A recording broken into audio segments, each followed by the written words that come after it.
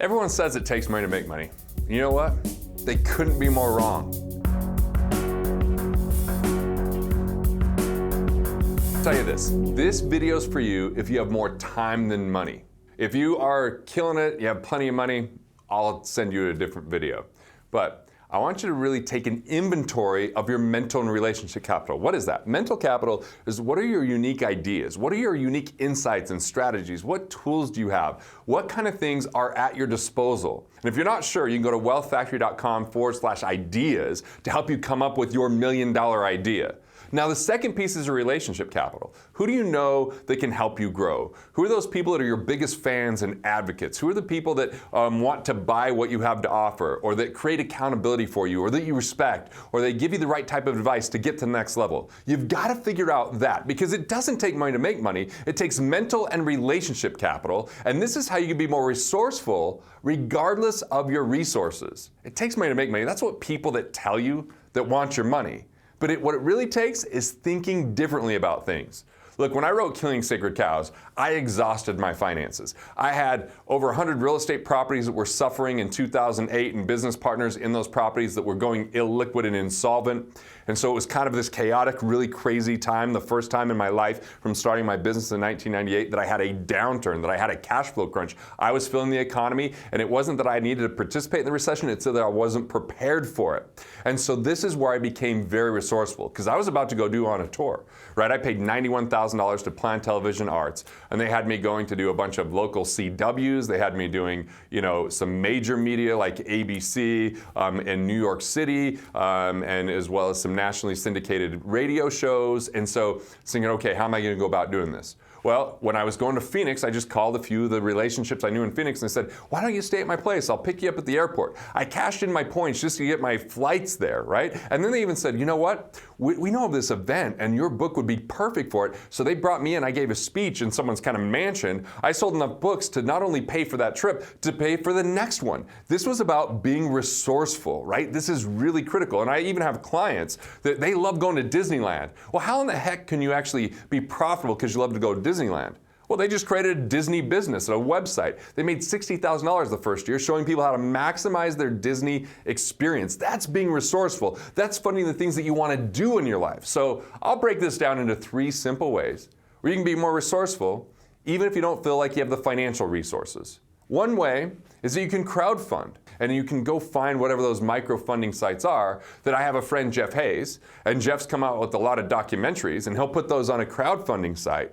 And depending on how much people pay, they get a different level. They might be able to become an executive director, right? Because they've put enough money into it. Or they get a copy of that film as soon as it's released. Or they get certain bonuses when they do more money. So people can participate at the level that they want, and they can actually participate a lot more because people support that which they help to build. And he found a way through crowdfunding to have these guys feel like it's their product and they want to see it successful just as much as he does. And he's getting the money up front so he can get the filming done, so he can get all the editing done without having to go borrow funds, because he's borrowed funds in previous times that for a pod business, a pod fitness business, which took an enormous amount of time, and it didn't have as much connection to the end user because it was investors, right? The second thing is, if you don't know how to go about doing any crowdfunding and you don't have anyone in your life that you're like, who would I go to? Well, you should at least go to your relationship capital and find at least 5 influencers or connected people where you can offer your idea or services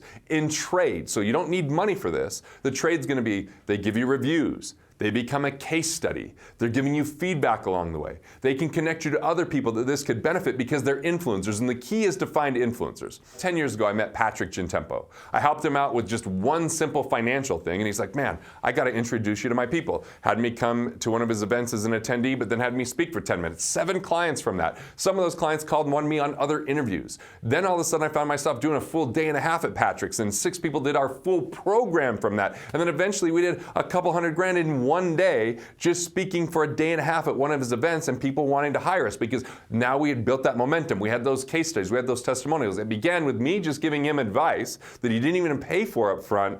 Now he sent me hundreds and hundreds of clients over time. You want to find those advocates, those influencers, those people influential, and you can offer services and add value. Anytime I speak at an event, I find whoever runs that event and I make sure that they've gotten value from my advice before I'm ever on their stage. What can I do to truly impact them? Can I save them tax? Can I immediately, something really quick? Can I just discover what they're struggling with, right? Like, what are they excited about? What are their opportunities? What are their obstacles? And I offer that value, offer that support, and then they become an advocate. Now, if you're, once again, still not sure, what are these ideas for? You can go to wealthfactory.com/idea, and within an hour, have your $1 million idea. It's a worksheet that I'm gifting to you in exchange for us building a relationship and moving forward. Now, let's go to another example.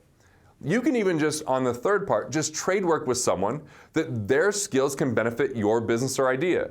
Like, I was really struggling during that time financially, so I went to the place I worked out, and I went to the owner and I said, hey, if I give you advice, can I come work out here? I'll meet with you at the end of the week, but through the week, you just work out here at no charge. He's like, absolutely. I helped him go from making $30,000 a year to 6 figures, and in exchange, I didn't have to pay to go to the gym.